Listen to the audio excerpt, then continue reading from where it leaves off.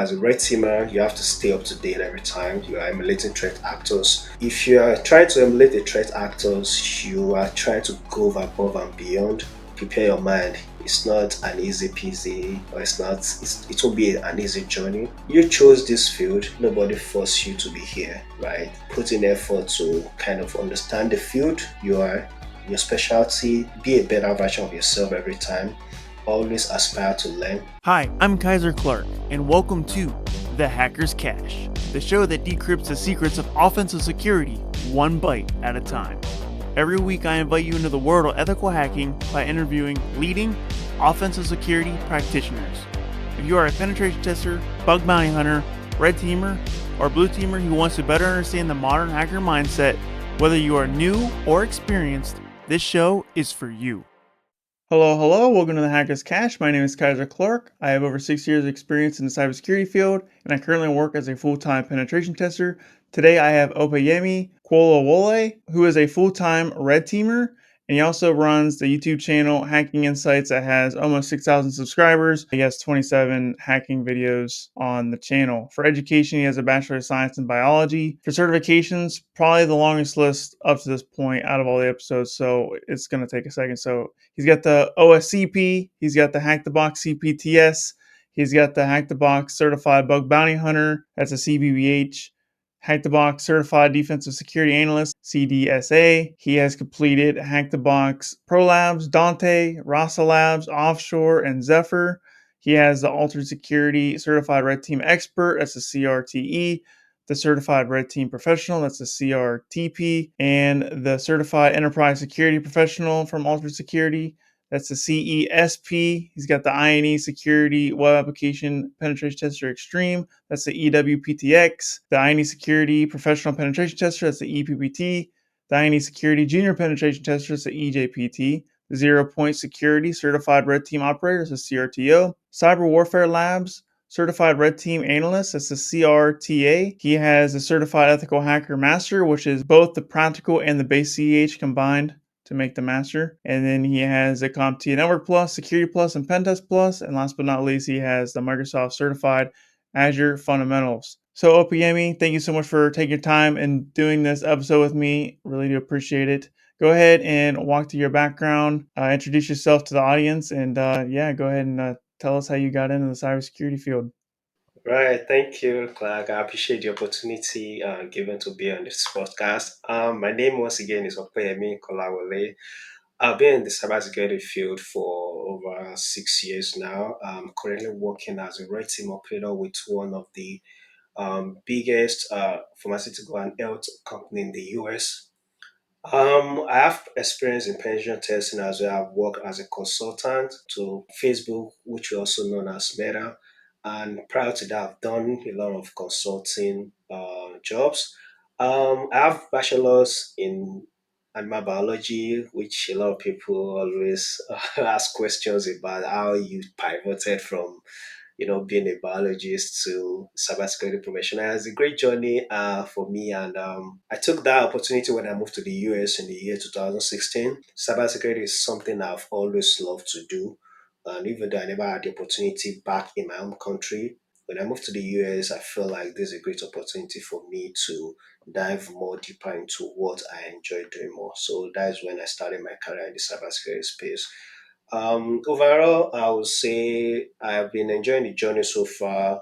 Currently working as a great team operator, which is a very, very fantastic opportunity for me and a great privilege to be a part of the great team and also to have opportunity of constant learning from my job at the same time. Being a red teamer is very, very challenging and it requires a lot of efforts to put in terms of studying, trainings, and all that. So that's why you see I have a lot of certification. I never stop learning. I never stop doing trainings. It's a good opportunity to be here, and I appreciate the moderator for bringing me in today. Yeah, man. Thanks for being here. What made you go from being in biology to information security? So like that's quite the difference in realm of expertise. So like what made you make that jump? I've been playing around with computers ever since I've been in high school, higher institution. I know a lot of people. I know a lot of things about computer, but when something about script kidding, you do something you don't even know what you do. You don't understand the technology behind it. So I'm kind of that person when I started my career. I mean, learning more about computers. But when I was trying to learn more about cybersecurity, I never had the chance. Back in the days when I was trying to go to the university, gain admission, I wanted to study more on something on computer related courses and that, but no opportunity for me then. So even though I was a biologist, but at the same time, I was learning computer on the side, So it's more like doing what you enjoy doing and just have the opportunity to, even though then, let me say, internet wasn't like this. It's very, very difficult to even you know, have access to internet then. So it was kind of challenging for me during that process. But when I moved to the United States, I was like, this would be a great opportunity for me to start another career, what I enjoy doing more.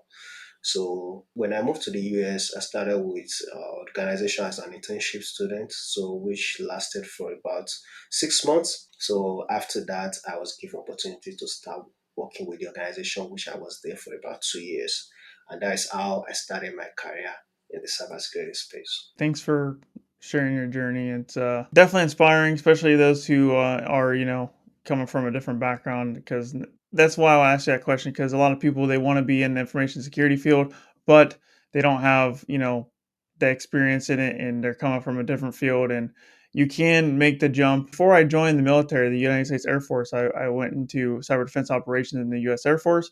Before I did that, I worked in oil refineries. I was an industrial painter, sandblaster. I removed asbestos and I removed lead paint in oil refineries and chemical plants. Like it's completely not even similar to this. You know what I mean? And I didn't like that job. I did, it was to me it was a dead end job, and it was extremely dangerous and extremely hazardous to my health. And I every day I got off work, I'd play video games and build computers and tinker with computers, and that's what I enjoyed doing. And I was like, well, I gotta go into. I heard about cybersecurity was started to pick up steam. This is back in 2016 when I made the leap because I joined the Air Force in 2018. And yeah, I was like, man, I got to get into that field. And yeah, I never looked back ever since I enlisted in the United States Air Force. That's interesting. I'm happy to hear that. Hey, I wanted to tell you about my new Cybersecurity Insider List, where you get raw, unfiltered cybersecurity advice, tips, and hot takes, plus exclusive first looks at my content delivered directly to your inbox every single week. No fluff or spam, just valuable content. Head over to kaiserclark.com/newsletter and level up your cybersecurity knowledge today. Once again, that's kaiserclark.com/newsletter. There's also a link in the description. All right, now back to the show. All right, so let's go ahead and dive into our rapid fire questions. So, for those who are new to the show, Opeyemi will have 30 seconds to answer 5 rapid fire questions. And if he answers all 5 questions in 30 seconds, he's going to get a bonus 6 question unrelated to cybersecurity. So, are you ready for the rapid fire round? Yeah, let's do it. All right, your time will start as soon as I stop asking the first question. Have you ever collaborated with law enforcement on a case? Now, Do you think cybersecurity jobs are stressful? yes, I believe so. Is it better to be a specialist or a generalist? It's better to be a specialist. Most overused cybersecurity buzzword. I'll pass on that. Have you ever ran into an ethical dilemma while working in an offense security role? Yes or no? Yes, Most overused cybersecurity buzzword. I'll pass that to you.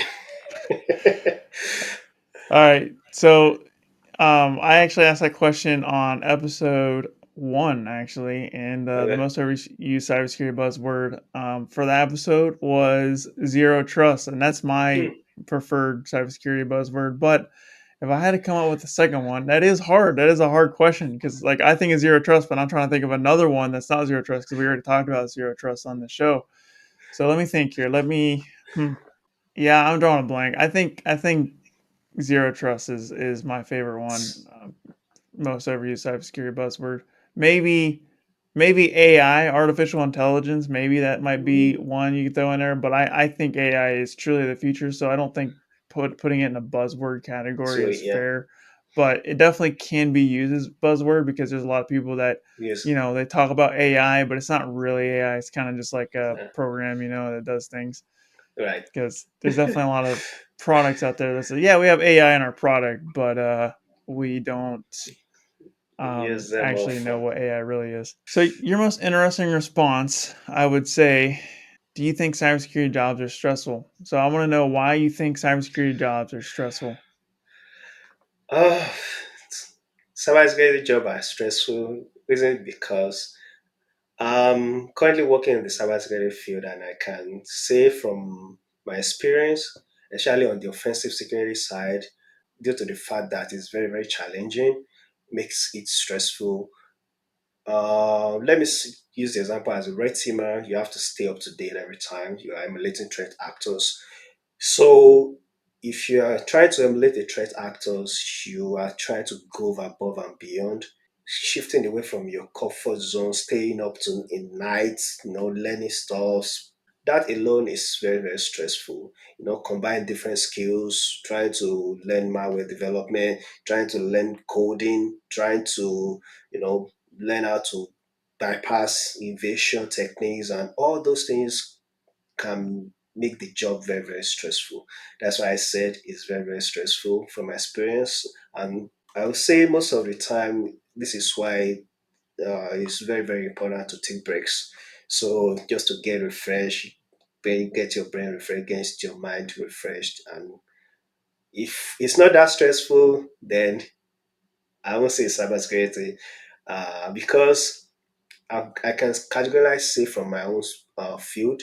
I don't want to talk on behalf of someone else, but from my own experience working as working in the offensive security space, it's very, very stressful for me. Even though I find it interesting because I love what I'm doing, so that helped me not to think about the stress because I enjoy what I'm doing and I'm learning every time, learning more about it. So that helped me, outgrow the stressful part of it. But overall, I would say cybersecurity is very, very stressful.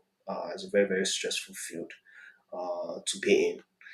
If you don't have the mind, if you are not ready, I always tell people, especially people who are upcoming, prepare your mind. It's not an easy peasy, or it won't be an easy journey, but trust me, if you put your mind and effort and you always aspire to learn, definitely will come true. But overall, once again, it's very, very stressful field.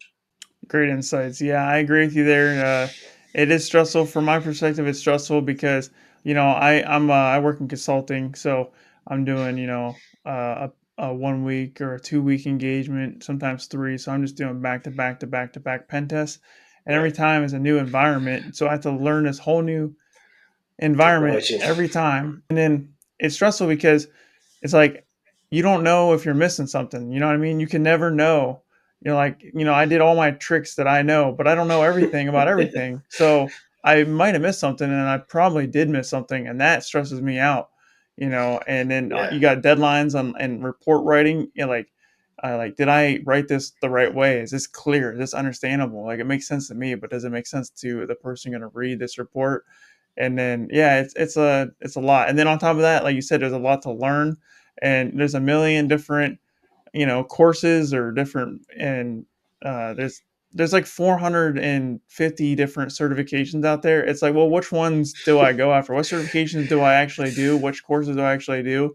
And it's overwhelming because there's so many options, and it's impossible to know everything about everything, and that's what makes it hard in my opinion, and stressful. I used, like I said earlier in the episode, like I used to work on oil refineries, and that's like when I worked there, like it's stressful because like it's hazardous to my health, and like it's a dangerous Mhm. profession. So I don't have that kind of stress anymore. I work in an office, and I'm not really worried about getting mesothelioma anymore, and I'm not worried about getting lead poisoning anymore. But at the same time, I still have to. Well, what I worry about now is like, oh, am I getting out of shape? Because when I worked a manual labor job, like I was, always doing the activity outside, and now Right. I'm like, well, am I working out enough? So it's a different kind of stress, you know. It for sure is stressful. Right. I agree with you on that. All right, so let's go ahead and dive into our main discussion here. So I want to know more about the Cyber Warfare Lab Certified Red Team Analyst. I've never heard of that certification. Can you briefly explain what that certification is about and how it compares to some of the more common and more popular certifications for pen testers and red teamers? Cyberwarfare Lab Certified Red Team Analyst is a very, very good certification, a great way to start as a red teamer. For someone who wants to become a red teamer, I did the certification. I think that was my first, after IGPT, that was my kind of first certification that I would say is very tough for me then. The certification is really good. I like the way it is structured in terms of the content. The course material is good. And the training, the instructor, explains everything in details, especially when you are a new begin or when you're a beginner. It's easier to understand from the teaching. So someone who doesn't have prior experience in, pen testing or maybe in any kind of hands-on is a very great way to start. So the certification overall is about simulating an active directory environment, about four machines, I would say. I can't really remember. But the exam not too tough. I would say I would categorize it in easy to a kind of intermediate level. But then when I when I wrote it, it was, I never had much experience. I'm learning every time, every day. So then it was a little bit challenging for me, even though I passed it at my first attempt. But it kind of helped me to understand a lot about red teaming, penetration testing as a whole, and give me more insights in terms of the technology, the tools, how to use them, and overall all those trainees is very, very applicable in the real world scenario. So all the knowledge, all the techniques, all the skills you gain from the training can also be transferred into the real world experience. So the certification is something I always recommend for people who are just getting started. I always say before you write CRTP, go for that first. Go for that. Try that first. Then from there you can move to the CRTP, the red team professional. But the red team analyst, certified red team analyst by cyber warfare is very, very great certification for a start. Or for someone who is trying to become a red teamer, it's a great way to start the training. The training is perfect, teaching is perfect, the material is perfect. 100%, I give it to them. And over on the exam lab, the lab is stable, very much stable. When I did it, no issues at all. I was able to navigate around the environment easily. So it's a good certification, and I would definitely recommend it for anyone who is just getting started in the field of pen testing. Interesting. Yeah, it's good to know. I never, like I said, I never heard of that cert and learn more about it. I definitely need to check it out and Mhm. do some more research on it. It's good to know that you think pretty highly of it. Sticking with the realm of certifications here. So so you have a lot. If you had to choose just one, like if someone just like was trying to get their first pen testing job, like what is the cert that's going to help them the most? Like either get the job and then, be an all-star, day one on the job. Ah, That's a loaded question. right. That's a very tough question. Based You can on my provide a few if you need to.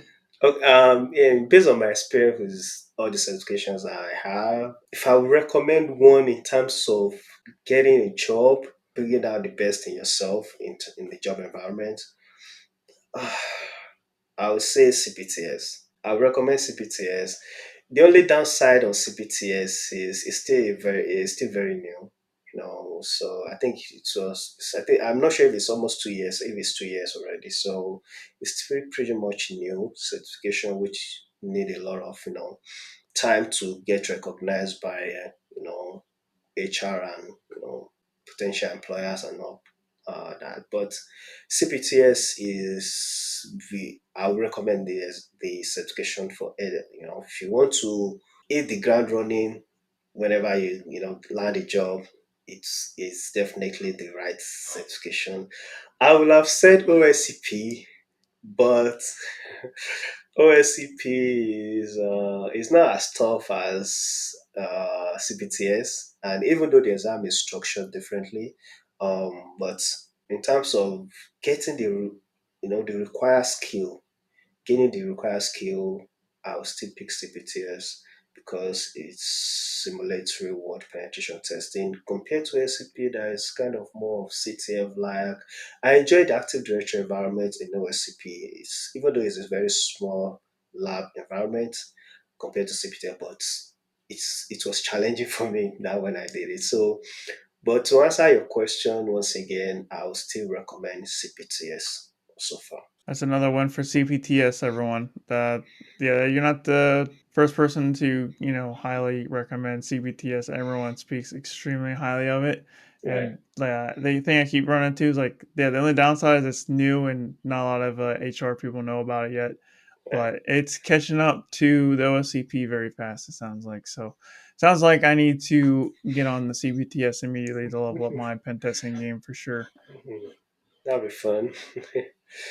Out of all your certs, what was the most challenging certification? Like like which one gave you the most trouble? Like which one did you fail the most, or which one did you almost fail? Like talking about like the hardest one.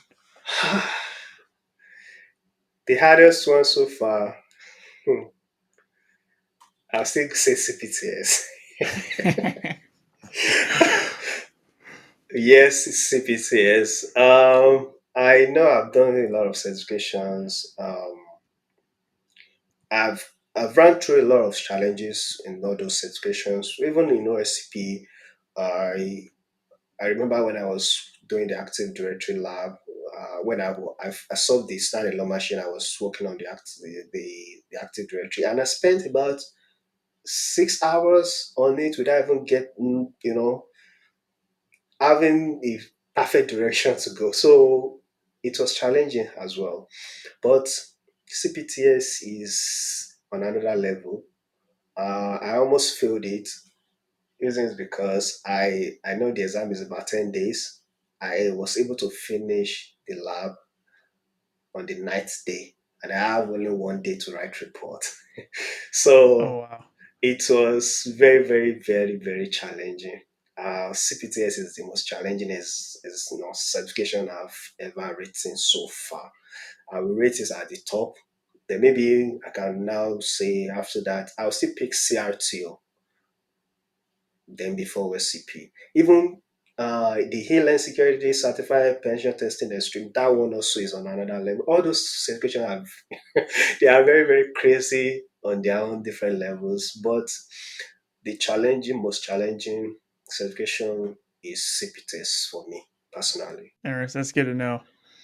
Yeah, just another point for CPTS. It just keeps racking them up. It keeps slaying these other ones.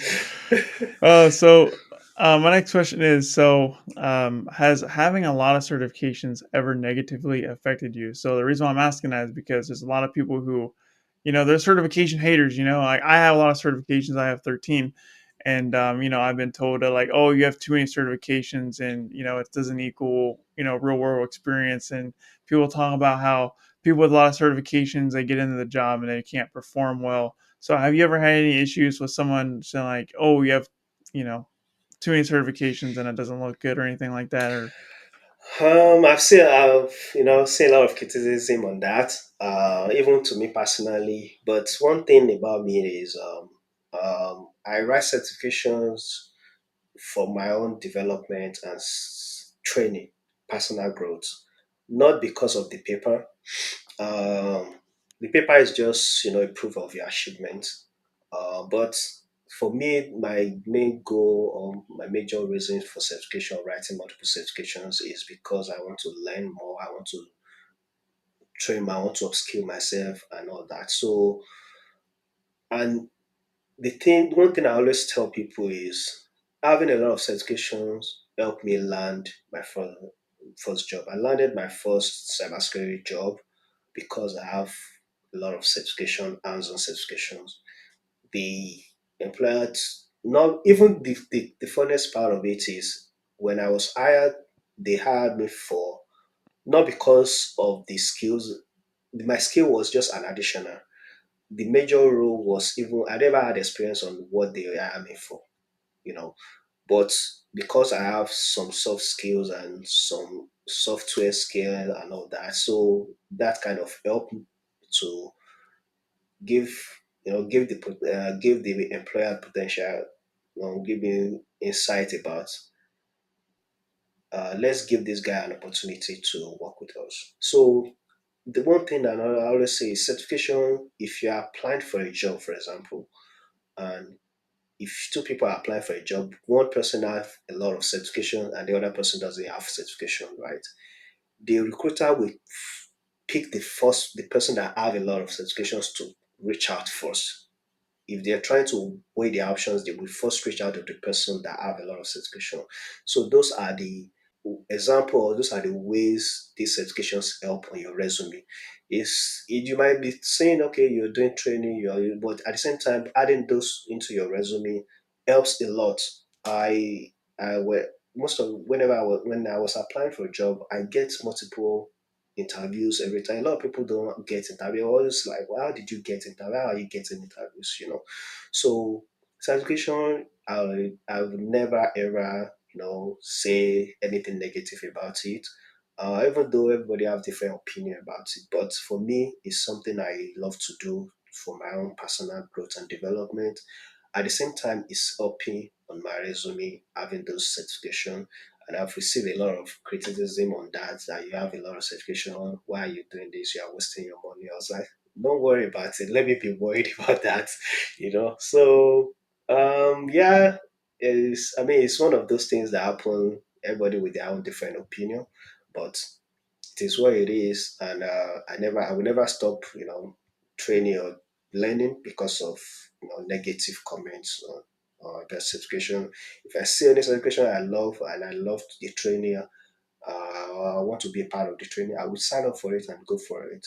Not because of the paper, but just because of the training that we, or the knowledge that we acquired because of the training. And another thing I want to add to that is, well, all those trainings are transferable, all the skills are transferable to the job. I've done a lot of purple team engagement. I've done a lot of pen testing. You perform all these type of attacks that we do in the lab. We perform same thing in the real world. So it's still the same skill. The only difference is, we have a lot of security stacks in the corporate environment compared to your training lab. But it's still the same skills, it's still the same tools that we use in the lab that we still use in the corporate environment. So it's still very, very much useful when you're taking a lot of training. So I won't say anyone should stop taking training or certification because someone, you know, gave a negative comment about it. Yeah, I've received some negative comments about it, and but overall, like I said, I had 13 certifications, and I do the same thing as you. Like I'm not chasing the paper. I'm just learning. My goal is to learn, three or four new tips Hmm. and tricks, and if you can learn three or four new tips and tricks, and add it to your tool belt, then Hmm. that's really what a certification is to me. Right, And to keep your skills sharp on the existing skills, because a lot of those certifications overlap, right. and I really do take the same approach as you. I don't look at it like chasing the paper. Hmm. Especially now that since I got a full time penetration testing job. Right now, it's just I want to provide my client more value Right. for their pen test, and the way I do that is I have to keep training, and because like I said earlier, I don't know everything about everything. So if I can learn three or four new things from each certification I get, then that's I think I provide so much value to everybody. Yeah, like you said too, like having a lot of certifications has been nothing but good to me. I mean, there's no recruiters and hiring managers and that look at certifications negatively. I think the negative comments are usually from people who don't have certifications, either because for various reasons. I think it's because they can't afford them, and maybe they're a little jealous, or maybe they just don't have the skill set, or they don't have Right. the time to study the stuff. So I don't know. I think that the negative comments are just more from a place of jealousy rather than actual. constructive criticism, because like someone who has a lot of certifications will never critique you for having a lot of certifications, Right. but it's been nothing but good to me, and I have no plans on stopping anytime soon. I mean, I'm slowing down the rate I'm getting certifications because I'm going after harder ones. So I'm not cranking them out as fast as I used to because they're getting harder and harder. But I still want to get more certifications under my belt. So yeah, Right. they definitely. I think honestly, certifications have been the number one key to success for my career. And like I said, I get 2 or 3 recruiters hitting me up every day. Every day. They're Right. like, "Hey, are you in the job market?" And I'm like, "No, I got a job. Thanks." Right. You So should. yeah, it's always help no matter what. It's always help on your resume. All right. Well, I noticed I couldn't help but notice that you have like 14,000 followers on LinkedIn and you have almost 6,000 YouTube subscribers. And I want to know some like tips and tricks that you can provide to help someone grow a YouTube channel, a LinkedIn profile, and just overall building a self brand. So, like, what are some keys to success to building your following in the infosec field? I think for me, I started my LinkedIn in the year 2022. I started growing it. It's happened so fast. My intention was just to start building networking on my LinkedIn. Nothing serious. So what I always do then is just I do track me a lot. Then I was always spending my time on track. 2 years ago, I'll be posting all my completed lab on my LinkedIn, page. From there, I started gaining more followers. So I started building up, building up, building up. Whenever I see something or whenever practice anything, I post it on my LinkedIn, share it with people. The basic reason for that is I feel like giving back to the community is very important. If you learn something, it's good to share with others.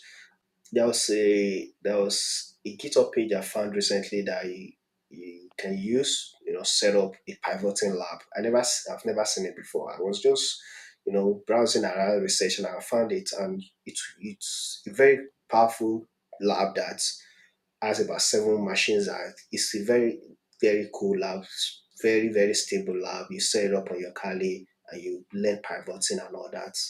You have multiple machines, and I shared on my LinkedIn. A lot of people never heard about it too. So something like that is what I always push forward to make people you know understand and see how you can give back to the community, how people can learn from you at the same time. I also share your own experience. So that's how I was growing my LinkedIn profile. Then on my YouTube, I had my YouTube long time ago, but I never used it. But recently, I started using my posting on my YouTube in about it's not even up to a year now.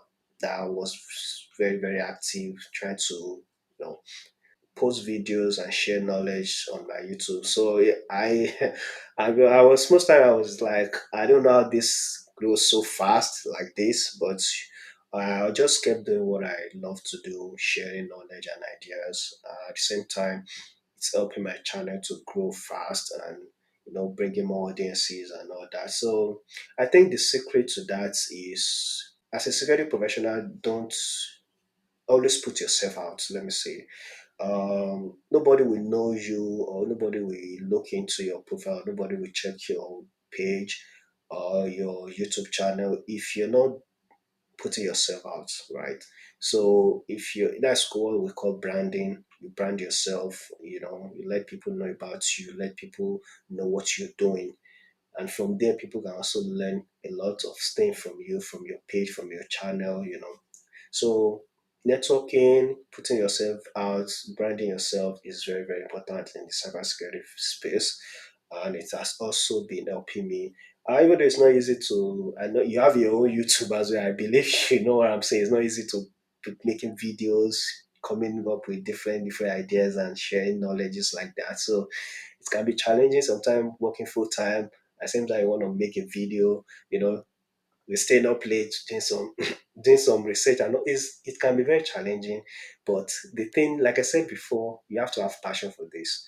You have to be committed. You have to love this before you can achieve it. If you don't love what you do, it's you that will be like a barrier for you to achieve your goal in this field. So for the fact that we love what we do, that's why we put in a lot of efforts to, spend time, make something, make videos, share knowledge, ideas on that. So that is the concept behind my pages, and now has been it's been growing in a couple of months now, and I'm looking forward to putting out a lot of more knowledges and more videos out there for people to uh, watch as well, and also to learn something from. Great insights. Thanks for sharing. So, final question. We're running out of time. Do you have any additional cybersecurity hot takes or hidden wisdom you would like to share? Number one thing is always stay up to date. Why I say that is because I always tell people you chose this field. Nobody forced you to be here, right? Nobody forced you to become a cybersecurity professional. Nobody forced you to become a red teamer or a blue teamer or a pen tester. It's what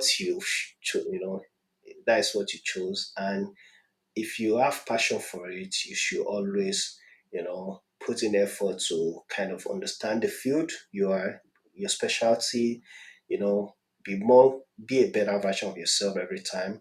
Always aspire to learn. This is a very, very wide field. Nobody knows everything.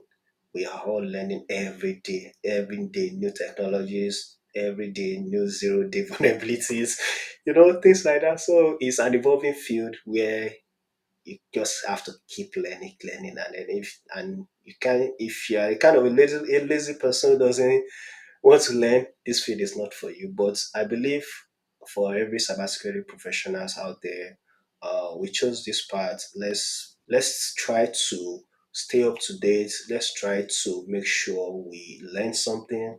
Let's try to set goals. For me, I always set goals every year. Okay, this year I want to have this certification. I want to work on this certification. Okay, this year I want to take this training. This is what I want to learn. Like this year, I told myself I want to learn more on the cloud because I never had cloud experience, and I believe I'm lacking the skills on that. So I was like, okay, let me take training for cloud environment to learn more about cloud security and all that. So I set goals every year, what I want to achieve. I believe as a security professional, we also should emulate something like that. Set the goals, have a plan, and work towards it. And from that, you be learning a lot of things, gaining more knowledge, gaining more experience, and overall, what we do is to help, help organizations to secure their IT infrastructure and environment. That is what we do, and by doing that, we are learning more, and with that, we also make us to be a better version of ourselves.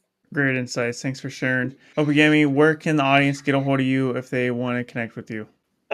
Most of the time, I'm always on LinkedIn. I respond so fast on LinkedIn. LinkedIn, I would say, is best way to reach me.